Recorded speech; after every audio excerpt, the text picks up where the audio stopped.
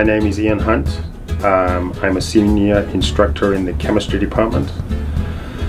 I was born and raised in the United Kingdom, so I did my undergraduate studies at a university in England.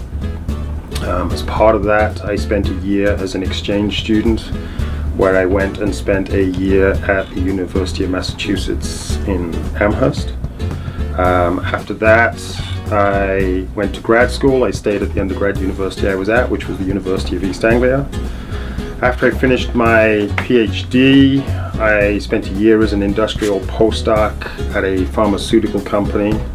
And then after about a year of doing that job, I moved to Calgary, where I did a postdoc in a research lab in the chemistry department.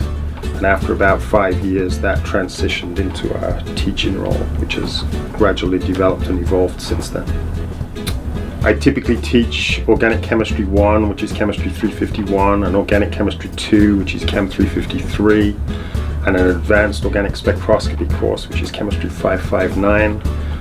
I've also recently taught an Advanced Organic Lab course, which is Chem 555. To be honest, I became a senior instructor through a progression. I was initially employed when I started teaching as an instructor in the chemistry department. And for me, to be honest, it was partly a way to have a job and be able to stay in Calgary and get to enjoy everything Calgary has to offer. My dream job, maybe the job I had here 10 years ago was my dream job, but now, to be honest, it's a little bit of a nightmare. I think my biggest academic accomplishment would be getting through grad school and earning a PhD. Because I was an undergraduate student in a UK university, I think student life in the UK is very different to North American student life, having been an undergrad in North America as well. So most of the time, my years as an undergrad, for example, I lived on campus. I lived far enough from home that it was about an 8-hour train ride to get home. So I did not go home during term time at all. So as far as I was concerned, university was a job. It was a 8:30 to 4:30 plus kind of daily operation, right? But I used to love to go out. Used to get to spend time outdoors, play soccer, all those kind of good things. But living on campus and being totally immersed in university is totally different to the way student life at U of C seems to work. The biggest thing students do that they don't like, it would be using their cell phones to video or take photographs during class time and not having a pen and a piece of paper to actually write things down, so they actually stand a chance of learning something while they're in the classroom. Okay, when I'm not at work, I like to spend a lot of time in the mountains, enjoying the mountains any time of the year. So I hike, ski, climb, ice climb a little bit, rock climb a little bit, climb mountains, enjoy walks with family. During the summertime, I also play soccer, and I'm also an avid geocacher. So the craziest thing I've ever done and it probably connects to a hidden talent, would be that I do spend a reasonable amount of time in the mountains, skiing and climbing and getting to the summits of some of the bigger peaks both around here and in other places in the world. So a long time ago I did go and spend a month in Alaska, which involved having to spend a week in an igloo as part of a snowstorm. But I did get to stand on the top of the summit of the highest mountain in North America, which is Denali. Just like Indiana Jones, snakes. Why does it have to be snakes? I have a pet-in-law in the sense that my parents-in-law have a dog, and we do spend a reasonable amount of time with them as family. So we do spend quite a lot of time with a black Labrador that they have. In terms of favorite shows, I watch a lot of soccer whenever I get a chance. But I also like some of the medical type dramas, so I've been watching New Amsterdam, and I watch Grey's Anatomy too. Favorite movie?